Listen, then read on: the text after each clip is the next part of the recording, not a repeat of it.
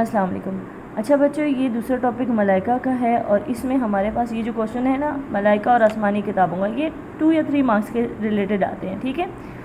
اس میں جو امپورٹنٹ چیزیں وہ یہ ہے کہ ایک تو اس میں یہ لفظ جو ہے فرشتوں کے لیے ملائکہ کا استعمال ہوا ہے، اور ان کو رسول بھی کہا جاتا ہے، جس کے معنی ہوتے ہیں قاصد کے، یعنی پیغام پہنچانے والا۔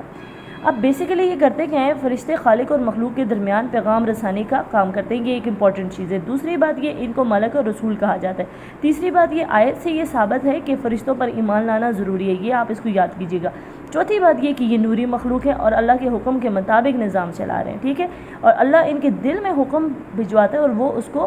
مخلوق تک نافذ کر دیتے ہیں، ٹھیک ہے۔ اگلا چیز یہ تو آپ کے پاس یہ مین پوائنٹس یاد ہو گئے، آپ ان میں پورے ایک پیراگراف کے طور پر لکھ سکتے ہیں۔ دوسری چیز دیکھیں، رسولوں پر ایمان لانے کا مفہوم یہ ہے کہ ایک تو ان کو اللہ کا سچا پیغمبر مانا چاہے، ان کی تعلیمات جو ان پر نازل ہوئی تھی وہ برحق ہے، اور وہ جو رسولوں پر نازل ہونے والی کتابیں ہیں وہ کیا ہیں، وہ ربانی تعلیمات کا مجموعہ ہے، ٹھیک ہے۔ لہذا رسولوں پر ایمان لانے کے لیے لازم ہے کہ ان پر نازل ہونے والی کتابوں پر بھی ایمان لایا جائے، ٹھیک ہے۔ ہم صرف یہ نہیں کہہ سکتے ہم رسولوں پر ایمان لاتے ہیں، ان پر ایمان لانے کے ساتھ ساتھ ان کی پر نازل ہونے والی کتابوں پر بھی ایمان لانا ضروری ہے۔ ہمارے پاس سورۃ البقرہ میں بھی اللہ تعالیٰ نے فرمایا وہ لوگ جو ایمان لائے اور جو کچھ ان پر نازل ہوا جو تیری طرف اور جو اس سے کچھ پہلے نازل ہوا، یعنی پہلے نازل جتنے بھی صحائف تھے، تورات، زبور، انجیل کتابیں تھیں، ان سب پر ایمان لانا ضروری ہے۔ اب جو ہمارے پاس کتابیں ان کے نام بھی آپ کو معلوم ہے، تورات، زبور اور انجیل، اور کن کن پیغمبروں پر نازل ہوئی یہ دیکھیں۔ اب اس میں جو مین پوائنٹ ہے وہ کیا ہے کہ ان کتابوں میں جو مشترکہ باتیں ہیں وہ کون سی تھی۔ ایک تو یہ اللہ کی توحید، اللہ تعالیٰ کی توحید، اس کی صفات کاملہ، اللہ تعالیٰ کی عبادت، رسالت پر ایمان، یوم آخرت پر ایمان، اعمال کی جزا، یہ 4-5 باتیں ہیں جن کو آپ نے یاد رکھنا ہے، جو آپ سے شارٹ کوشچن میں بھی پوچھی جا سکتی ہیں، ٹھیک ہے۔ اور اس کے بعد پہلی کتابوں پر ایمان لانے کا مطلب اب کیا ہے، یہ ایک کانسیپچول کوشچن ہے، یعنی کہ وہ سچی کتابیں تھیں، یعنی اب نہیں ہیں، اس دور میں تھیں، اور ان کے بیان کردہ قوانین پر ان کے زمانے میں عمل کرنا ضروری تھا، لیکن اب ہم صرف کس پر عمل کریں گے، قرآنی ہدایات پر ہی عمل کریں گے۔ اب اسی کے پیش نظر ہمارے پاس ایک کوشچن آ سکتا ہے، جیسے آسمانی کتابوں پر روشنی ڈالتے ہوئے قرآن کی اہمیت، قرآن مجید کی اہم خصوصیات کا تذکرہ کریں، تو اس میں ہمارے پاس کیا ہے، مین پوائنٹس ہے۔ ایک تو آپ کو معلوم ہے قرآن مجید اللہ تعالیٰ کی آخری آسمانی کتاب ہے، دوسری محفوظ کتاب ہے، اس میں یہ آپ آیت کوٹ کر سکتے ہیں، تیسری زندہ زبان والی، یہ مطلب میں زیادہ اس کو ایکسپلین اس لیے نہیں کر رہی کیونکہ آپ نے حفاظت قرآن والا ٹاپک بڑے اچھے طریقے سے ایلیبوریٹ کیا ہوا ہے، پڑھا ہوا ہے، تو میرے خیال سے یہ چیزیں آپ کو معلوم ہے۔ اگر پھر بھی کوئی کانسیپٹ نہیں سمجھ آتا تو بے شک آپ مجھ سے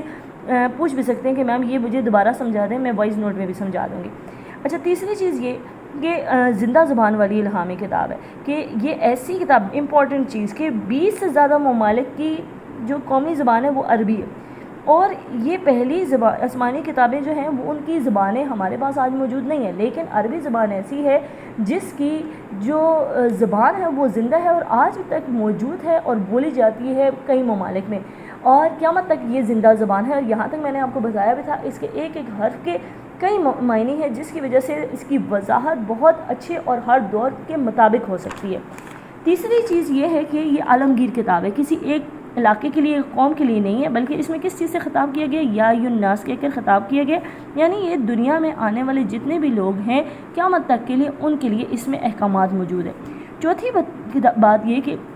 یہ جامع کتاب ہے، یعنی جو پہلی کتابیں تھیں یہاں پہ دیکھیں کہ وہ مناجات، دعاؤں کا، یعنی کچھ گیت وغیرہ یا ان کی دعائیں ہوتی تھیں مخصوص قسم کی، ان کا مجموعہ تھی، اور صرف فقہی مسائل کا مجموعہ تھی ان میں۔ لیکن قرآن مجید میں چاہے آپ کے معاشی مسائل ہیں، معاشرتی مسائل ہیں، چاہے آپ کی اخلاقی مسائل ہیں، گھریلو مسائل ہیں، آپ کی ضروریات زندگی کے مسائل ہیں، ہر چیز کو اس کتاب میں قرآن مجید میں ڈسکس کیا گیا۔ چھٹی بات یہ کہ عقل و تہذیب کی تائید کرنے والی کتاب ہے، کوئی ایسی بات نہیں کہے گی جو بری بات کی ہو، غیر اخلاق باتیں کی ہو، ایسی کوئی بات بھی نہیں ہے۔ جو بات کہی گئی ہے وہ دلائل کے ساتھ حقیقت پر مبنی بات ہے۔ قرآن مجید کی کسی بھی بات پر آپ ریسرچ کر لیں، کوئی بھی ایسی بات آپ کو نہیں ملے گی جو خلاف عقل ہو، خلاف واقعہ ہو، اور نہ ہی کوئی ایسی بات ہوگی جس میں کوئی ایسا مزاح کیا ہو جو بد اخلاقی کی طرف لے کر جائے۔ تو یہ عقل و تہذیب کی تائید کرنے والی کتاب ہے۔ اور کتاب اعجاز کیا ہے کہ یعنی قرآن مجید کو یہ ایک معجزتاً یہ حیثیت حاصل ہے